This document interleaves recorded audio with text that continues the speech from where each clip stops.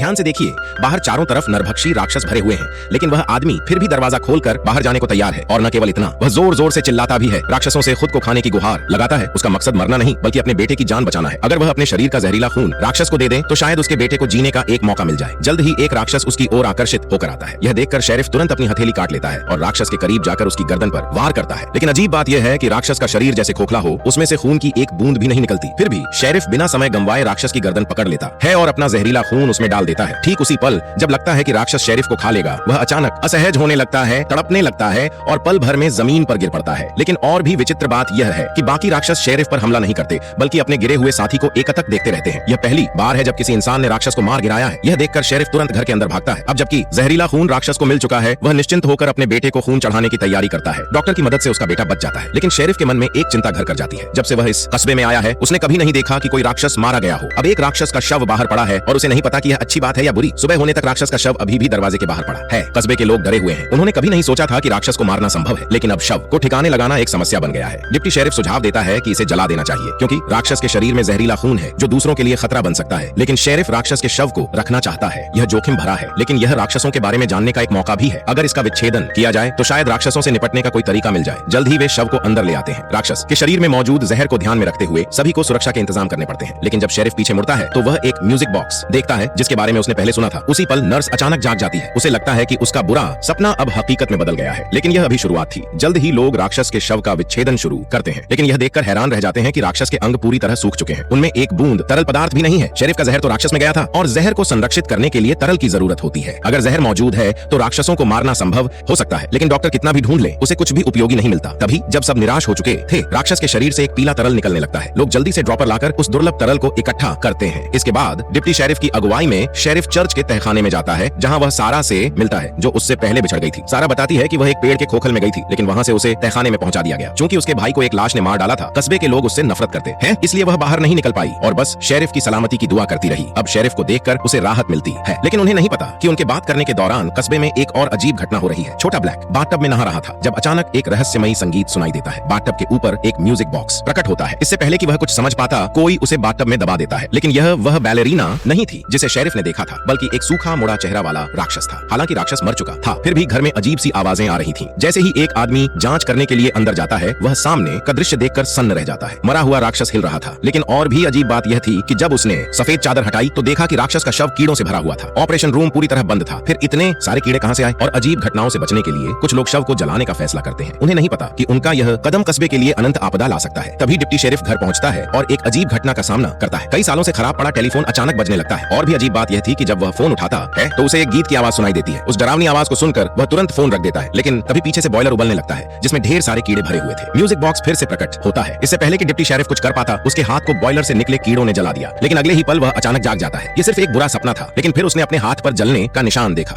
वह तुरंत शेरिफ के पास जाता है और सारी बात बताता है। तभी अचानक कीड़ों की आवाज सुनाई देती है और एक निवासी मदद के लिए चिल्लाता है। दोनों तुरंत वहां पहुंचते हैं, लेकिन सामने का दृश्य उन्हें स्तब्ध कर देता है। एक महिला नींद में मर चुकी थी और उसकी मौत का तरीका बेहद भयानक था। ऐसा लगता था जैसे किसी चीज ने उसके शरीर को फाड़ दिया हो। पुरुष के अनुसार महिला सोते वक्त बार बार एक गीत गुनगुना रही थी और उसका बोल वही था जो डिप्टी शेरिफ ने सुना था। साथ में म्यूजिक बॉक्स की आवाज भी थी। अब शेरिफ को एहसास होता है कि कस्बे में राक्षसों से भी ज्यादा खतरनाक चीज मौजूद है। हाल की घटनाओं से लगता है कि जब लोग सो जाते हैं तो राक्षस मौका पाकर हमला कर देते हैं। ये भले ही सपना लगे, लेकिन यह असल में नुकसान पहुंचाता है। जूली ये सुनकर घबरा जाती है, क्योंकि उसका पिता अभी भी जंगल में है। रेडियो ठीक करने के लिए जिम और जॉन रात को एक वैन में रुकने का फैसला करते हैं। उन्हें कस्बे की अजीब घटनाओं का पता नहीं है। सौभाग्य से शेरिफ और लीडर वहां पहुंच जाते हैं, लेकिन अब अंधेरा हो चुका है, इसलिए उन्हें रात वहीं बितानी पड़ती है। उस पीले तरल की जांच के लिए शेरिफ उसे गोलियों पर लगाता है, लेकिन तभी अचानक कुछ गलत हो जाता है। वैन के अंदर से एक रहस्यमयी संगीत सुनाई देता है जो शेरिफ को बहुत परिचित लगता है। वही म्यूजिक बॉक्स की आवाज। जैसे ही संगीत रुकता है, कुछ भयानक चीज उनके पास आती है। लोग घबराने लगते हैं। तभी फर्श के नीचे से जोरदार कंपन होने लगता है। जिम जैसे ही जांच करने जाता है, आसपास की लाइटें टिमटिमाने लगती हैं। सभी डर के मारे सन्न रह जाते हैं। शेरिफ लोगों को शांत करने की कोशिश करता है, लेकिन जॉन डरकर भाग जाता है। अब वैन की खिड़कियां टूट चुकी हैं और वह बाहर के राक्षसों को रोक नहीं सकती। शेरिफ लीडर को गाड़ी चलाने के लिए कहता है, जबकि वह खुद बाहर राक्षसों का ध्यान भटकाने के लिए रुकता है। विशेष गोलियों के बावजूद राक्षस पर कोई असर नहीं होता। सौभाग्य से लीडर गाड़ी ले आता है और शेरिफ को भागने का मौका मिलता है। उसी समय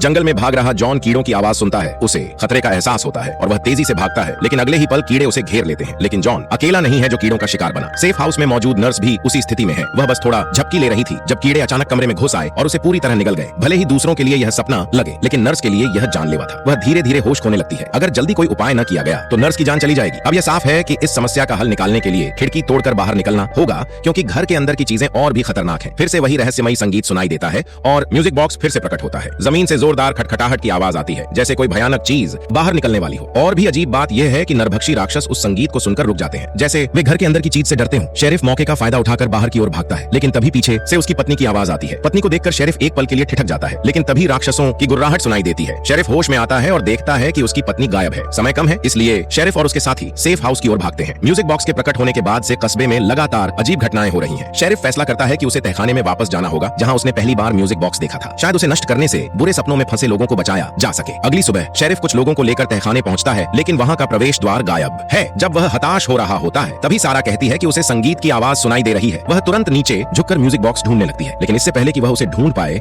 उसके सिर में तेज दर्द शुरू हो जाता है। शेरिफ मदद के लिए आगे बढ़ता है, लेकिन सारा उसे धक्का देकर दूर कर देती है। वह कहती है कि वह चीज उससे बात कर रही है और शेरिफ का मजाक उड़ा रही है, क्योंकि वही उसे इस कस्बे में लाया था। यह डरावना दृश्य दोनों को हैरान कर देता है। क्या यह कस्बे का दानव है? तभी सारा जोर से जूली का नाम चिल्लाती है, कहती है कि वे सभी इस दानव द्वारा मार डाले जाएंगे। उसी समय घर पर जूली के साथ भी कुछ अजीब हो रहा है। वह भी बुरे सपनों में फंस चुकी है। अगर जल्दी कोई उपाय न किया गया तो जूली की जान खतरे में पड़ सकती है। इधर जंगल में लीडर को कुछ पता चलता है। जॉन को राक्षसों ने नहीं खाया, बल्कि वह बेहोश होकर जमीन पर पड़ा है, लेकिन वह भी बुरे सपनों में फंसा हुआ है। कस्बे के लोग एक के बाद एक चीख रहे हैं और सभी डर के मारे परेशान हैं। सोच रहे हैं कि अगला नंबर उनका होगा। टैबिथा अपनी बेटी जूली को बचाने के लिए विक्टर से मिलने जाती है। विक्टर, जो कस्बे में सबसे पहले आए लोगों में से एक है, उसे कई बातों का पता है। उसकी माँ ने अपने बच्चे को बचाने के लिए अकेले पेड़ के खोखल में प्रवेश किया था और फिर कभी नहीं लौटी, लेकिन विक्टर सुरक्षित रहा, इसलिए वह भी जूली को इसी तरह बचाना चाहता है। जल्द ही वे पेड़ के खोखल के पास पहुंचते हैं। अपनी बेटी को बचाने के लिए टैबिथा बिना हिचकिचाहट के खोखल में घुस जाती है। अगले ही पल वह जंगल के गहरे हिस्से में पहुंच जाती है। इधर शेरिफ तहखाने में वापस जाने का फैसला करता है। उसे लगता है कि पिछली बार लिया गया मशाल शायद इस समस्या की चाबी हो, लेकिन वह अभी ज्यादा दूर नहीं गया था कि एक निवासी बंदूक लेकर उसे रोक लेता है। शेरिफ के जंगल से लौटने के बाद से कस्बे में लगातार अजीब घटनाएं हो रही हैं। वह आदमी शेरिफ को राक्षसों का साथी समझता है और बिना कुछ कहे गोली चलाने वाला होता है। सौभाग्य से शेरिफ तेजी से प्रतिक्रिया करता है और उसे मार गिराता है, लेकिन उसका हाथ गोली से जख्मी हो जाता है। फिर भी लोगों को बचाने की जरूरत को देखते हुए वह दर्द को सहन करता है और तहखाने की ओर बढ़ता है। उसकी सारी उम्मीदें उस मशाल पर टिकी हैं। जल्द ही शेरिफ तहखाने में पहुंचता है। वहां वही परिचित म्यूजिक बॉक्स जमीन पर पड़ा है और उसे और भी हैरानी होती है जब वह देखता है कि जूली वहां बंधी हुई है। उसे पता है कि यह सब म्यूजिक बॉक्स की करतूत है। वह तुरंत उसे नष्ट करने की सोचता है, लेकिन तभी उसकी पत्नी फिर से प्रकट होती है। वह शेरिफ से कहती है कि वह ऐसा न करे, क्योंकि लोगों को बचाने से उनकी पीड़ा केवल बढ़ेगी। पत्नी की बातें शेरिफ को झकझोर देती हैं, लेकिन जूली की चीख सुनकर वह तुरंत मशाल उठाता है और म्यूजिक बॉक्स को तोड़ देता है। म्यूजिक बॉक्स के टूटते ही जूली होश में आ जाती है, लेकिन शेरिफ को नहीं पता कि उसकी माँ टैबिथा पहले ही जंगल के निषिद्ध क्षेत्र में प्रवेश कर चुकी है। टैबिथा एक लाइट हाउस में पहुंचती है, जहां सीढ़ियों पर बच्चों के खिलौने बिखरे पड़े हैं। जब वह सबसे ऊपरी मंजिल पर पहुंचती है